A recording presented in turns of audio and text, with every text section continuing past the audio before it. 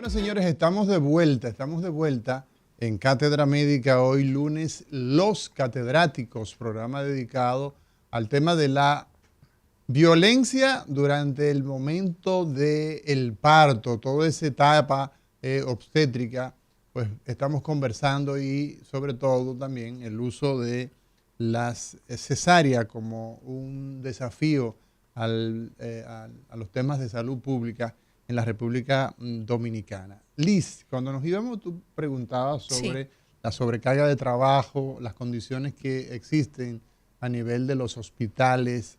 ¿Ejerce el Estado violencia que se puede transferir a ese momento de parto con pocas condiciones, con recursos humanos que no tienen facilidades para ofrecer lo que el paciente o la paciente en este caso necesita y su familia? Definitivamente sí. Está muy claro. Ahorita mencionaba, tenemos salas de parto en los hospitales que son comunes. Sin energía eléctrica. Sí, bueno. Entonces, ay. ¿Qué va a pasar con esas pacientes? Por derecho, las pacientes necesitan tener un acompañante.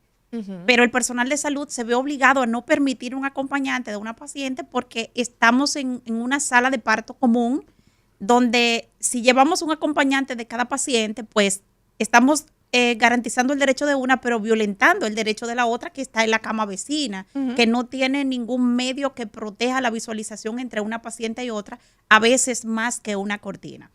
Pero además, tenemos los hospitales. Voy a hablar en sentido de los hospitales de mayor volumen de pacientes, donde tenemos mayores nacimientos, ¿verdad? Tenemos estos hospitales que han sido remozados para adecuarlo a los nuevos tiempos, donde esas salas de internamiento común se han ido modificando por una sala que anteriormente tenía 8 camas, se ha ido modificando por salas que tienen 2 camas, por ejemplo. ¿Qué ha hecho esto? Ha creado una disminución de cama en algunas ocasiones de más de un 50% en estos hospitales de grande volumen, pero esto se hizo sin poner en funcionamiento algunos hospitales de segundo nivel vecino que podrían prestar asistencia a un volumen de pacientes. Dígase, nosotros recibimos remozamiento de hospitales de tercer nivel con disminución de cama, pero no hay una disminución de la población que se atiende en ese hospital. ¿Qué va a pasar? Cuando la demanda sigue siendo alta. Sigue siendo la misma demanda, pero con menos espacio. Menos espacio físico, con menos cama. El nombramiento de personal, por ejemplo, en esos centros donde la demanda sigue siendo alta, ¿verdad? Pero entonces existe, digamos, contrataciones de personal en la medida en que se requiere la demanda de la sociedad, de la población. Bueno, hay algunos hospitales que pueden tener un personal que es suficiente. Una plantilla suficiente. Algunos hospitales no. Con esto hay una disparidad entre la nómina que manejan los hospitales y el personal que realmente está ahí. O sea, el hospital tiene una nómina de personal de salud, no solo médico, enfermeras, bioanalistas, que están nombrados en una institución. Administrativos. Pero de repente no están laborando en esa institución. Pueden estar laborando en otra institución vecina. Entonces, eso también crea una deficiencia. Pero con el asunto de las camas, por ejemplo, si yo era un hospital que tenía una tasa de nacimiento de alrededor de 4,000 nacimientos al año y manejándome con unas 200 camas, pero ahora me han dejado 100 camas, pero tengo los mismos 4,000 nacimientos, ¿qué va a pasar a la hora que yo tenga que ingresar a esas pacientes en ese espacio físico? Entonces, el sistema mismo violenta, realiza una violencia obstétrica, que no sé si ahí podríamos llamarlo violencia del sistema, ¿no? Pero sigue siendo la repercusión de la violencia obstétrica, claro. Porque entonces yo en ocasiones tengo que tener, y lo hemos visto mucho en los medios de comunicación, ahí está el hospital, está manejando 2 y 3 pacientes por cama. Entonces eso también es una violencia obstétrica que está ejerciendo el Estado, que no tiene ningún accionar el personal de salud para modificarla, porque es un asunto de espacio. Bueno, hay unos aspectos que, viendo un artículo que se publica en Gaceta Sanitaria, que es una revista, o más bien es una institución en España, donde habla de que la violencia obstétrica se traduce como un problema de derecho humano, que esa alienación, cuando nosotros alienamos a una persona que está en un momento de dificultad, desde el mismo Estado, veo acá que se promueve, y esto es una opinión del Estado, o sea, ocurriendo en España, que a decir verdad, estamos hablando de uno de los países que tiene mejor sistema de salud a nivel de seguridad social del planeta. Y ellos observan esto, incluso el artículo se titula La violencia obstétrica, una práctica invisibilizada en la atención médica en España, así se titula. Y nosotros creemos definitivamente que de lo que se trata en el fondo acá es de se conculcan los derechos humanos cuando se ejerce violencia en una situación de tanta vulnerabilidad. A mí me gustaría en este momento que nosotros migráramos, Liz, al tema de las cesáreas. Así es. El tema de las cesáreas. Si ustedes no quieren hacer alguna acotación, ¿podemos pasar a la cesárea? Bueno, primero felicitar a la colega a Yudelki, la doctora Yudelki Moreno, porque me ha sorprendido realmente. Ha hecho un análisis muy específico de violencia. Cuando me habla del acompañante, impedirle que una embarazada tenga un acompañante es violencia. Privacidad, tocó el tema de privacidad. No tener ese espacio para que tenga una privacidad es violencia. O sea, con relación a los recursos humanos, los servicios de 24 horas, es una forma de que te afecta la calidad de la asistencia de ese ser humano cuando se estipula que usted no trabaje más de 8 horas y después de las 8 horas llegue un descanso. Aquí tenemos servicios de 24 horas, de guardias y a veces hasta de más. Todo eso contribuye a que no haya una calidad. Pero con relación al tema de las cesáreas, que se dice que es una forma de violencia. ¿Qué es la cesárea? La cesárea es la interrupción del embarazo por vía abdominal de un recién nacido vivo y con posibilidades de sobrevivir. Porque existe lo que se llama la histerotomía, que es también una apertura del útero vía abdominal, pero en un feto que no tiene posibilidades de sobrevida. Entonces, hay indicaciones absolutas y relativas de la cesárea. Las indicaciones absolutas, por ejemplo, un sufrimiento fetal o una condición fetal no asegurada que ponga en riesgo la vida de ese bebé intraútero, hay que irse por arriba, porque si no, al menos que haya un parto inminente. Un prolapso del cordón, que el cordón está por delante de la cabeza o de la nalga y está comprimiendo y está impidiendo la oxigenación y se te va a morir si usted no lo hace, es una indicación absoluta. Un desprendimiento prematuro de placenta normoinserta con un feto vivo es una indicación absoluta de cesárea. Una desproporción cefalopélvica o un no progreso del trabajo de parto es una indicación absoluta de cesárea. O sea que la práctica de desembarazar a través del abdomen está justificado en casos específicos. Y están las condiciones que se llaman indicaciones relativas, que no necesariamente son absolutas. Ok, pero antes de pasar a la relativa, doctor Nicasio y doctora Moreno, cuando tenemos esas condiciones, usted dice, si la placenta, que es la vía de vida del producto, se desprendió, ¿verdad? Y esa situación, y la mujer no está en una labor de parto, entonces hay que sacarlo. Sí, está vivo. Está vivo, sí. Pero también si la placenta está obstruyendo el cuello, por donde tiene que salir el muchacho, la puerta está condenada. Placenta previa oclusiva total. Eso es lo que le llaman placenta previa, ¿no? Previa oclusiva total. Sí, pero para que la gente lo entienda, la gente del pueblo lo entienda, eso es que la puerta está condenada. Exactamente. No puede salir el muchacho. O tiene un armario en el medio que no te va a permitir pasar. Está obstruido el paso. Más fácil. Realmente hay lo que el doctor dice, hay algunas condiciones maternas, algunas condiciones fetales y algunas condiciones ovulares que obligan a hacer una cesárea. O sea, que la única vía de desembarazo en ese momento es hacer una cesárea. Es la barriga. Entonces, abrir la barriga para exacto, sacar el dentro muchacho. de esas condiciones, por ejemplo, fetales, que está feto materna, por ejemplo, el doctor mencionaba la desproporción cefalopélvica. Eso es Un que muchacho cacón. la pelvis de la paciente es más estrecha que la cabeza del bebé. No necesariamente que el niño tiene la cabeza muy grande, puede ser que la Que la pelvis sea pelvis, muy, exacto. una Ese- desproporción. Exacto. Entonces, eso me dice que esa cabecita de ese bebé no va a salir por ahí. Exacto. Entonces, eso es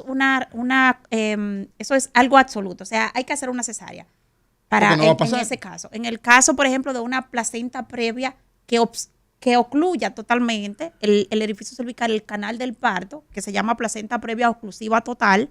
Entonces, como la placenta se antepone a la presentación del producto, eventualmente si yo doy un trabajo de parto va a salir primero la placenta y con ello una hemorragia y el bebé se me va a morir intraútero. Entonces eso también es una indicación Total, absoluta ¿verdad? para hacer una Sí. cesárea. Y casos como el que usted mencionaba anteriormente, cuando la madre se identifica a tiempo que es una paciente de VIH o algún... En el caso del VIH puede ser relativo. Ah, ok, vamos porque a si ver. yo tengo una carga viral no detectable en sangre, esa paciente puede parir Ok. vía vaginal. Eso va a depender de la carga viral que Es tiene la correcto. paciente y por eso es importantísimo que se instaure los medicamentos retrovirales en la paciente con HIV. Excelente aclaración. Claro que sí. Entonces, estas condiciones que ustedes están señalando son condiciones que llevan a plantear la cesárea como la salida al desembarazo, ¿verdad? Para beneficio materno fetal. Exacto, para todo el mundo Para sale usted beneficiado. conservarle la vida a la madre y al bebé en un momento dado. Exacto, entonces ustedes decían que hay unas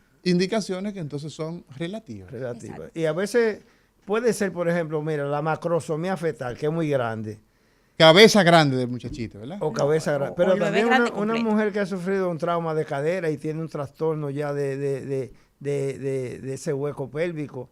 Exacto, que una tiene- fractura. Que tiene una prótesis que tú sabes que no tiene un canal del parto adecuado. Usted no se va a empecinar, vamos a utilizar el término, en que usted tiene que parir vía vaginal. Exacto. Entonces, existen indicaciones relativas y absolutas. Las indicaciones absolutas, ¿qué porcentaje de los embarazos se podría decir que tiene? Tenemos 100 mujeres que van a parir. Entonces, ¿qué porcentaje de esas 100 son mujeres que tienen indicaciones absolutas, según la literatura, de hacer cesárea o el desembarazo abdominal? La Organización Mundial de la Salud acepta como un % adecuado de mujeres de 100 mujeres, como tú preguntas, Sí. que el 15% de estas mujeres van a terminar en cesáreas. 15 mujeres serán aceptadas De como... Cada 100 mujeres, que 15 15 terminen en tienen cesárea. indicaciones absolutas. Pero cuando tú le agregas las indicaciones relativas, tú llevas de 15 a un 35% de mujeres que van a terminar en cesárea. Exacto, y es aceptado Y todavía. es aceptado como una buena práctica obstétrica. Exacto, entre el 15 hay que- Entre el y 15 el, y el 30 y el 35. 35. Que hay que decir a Mauri que muchas de esas indicaciones absolutas de cesárea pueden ser una cesárea programada. Sin embargo, durante el trabajo de parto, las pacientes pueden presentar condiciones que entonces me puede llevar a una cesárea con una indicación absoluta.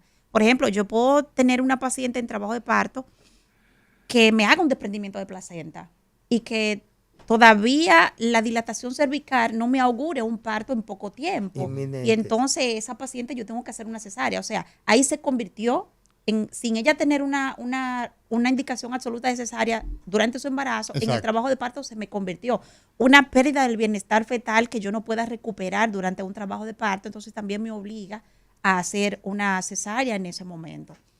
Pero realmente lo que se estipula como bueno y válido es que un índice de cesárea no sea mayor de un 15%. Ok. De forma, digamos, eso sería lo ideal, ¿verdad? Sería Y lo lo aceptado. Y los conceptos médicos cambian. Porque antes, una cesárea en un próximo embarazo era igual a cesárea. Exacto. Cesárea previa. Cesárea previa era igual a... Y más las que tenían 2 o 3 cesáreas, hay que hacerle cesárea. Eso ha cambiado. Entonces, pero yo digo, porque no se puede segregar la práctica privada de la práctica pública. ¿Cómo que no? No, porque por ejemplo, Pero, ¿cómo que no, en Ignacio? la clínica, por ejemplo, Ajá. yo le voy a dar parto vaginal a una paciente que tiene una cesárea previa.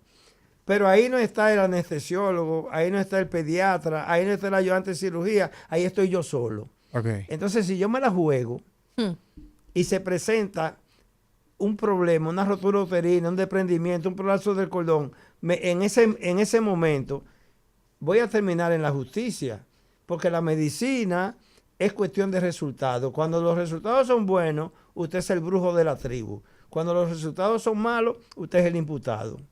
Sin embargo, doctor Nicasio, yo creo que ese es uno de los mayores problemas y desafíos que tiene el sistema de salud dominicano. Sí. Que lo vemos como dos sistemas de salud aparte. Sí. Aquí aparentemente tenemos un sistema de salud público que se rige por normas y protocolos de atención y un sistema de salud privado que no se rige por nada. O sea, a nivel privado, puedo decir, tenemos la potestad de hacer cualquier cosa porque solo se monitorea lo que se hace a nivel público. Y es lo que dice el doctor. No es que me va a venir la demanda del sector privado, también el sector público me puede venir la demanda, pero yo tengo más miedo en el sector privado porque a nivel público yo tengo quien me está monitoreando.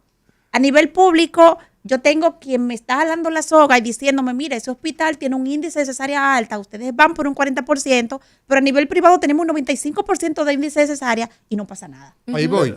Mira, el nivel público te monitoriza la mortalidad materna. Sí, pero aquí monitorizan indicadores, pero, todos los indicadores. Por ejemplo, la cesárea. Sí, pero hay un tema justo. La cesárea no se mete en eso. Sí, pero hay un aspecto. Sí, doctor.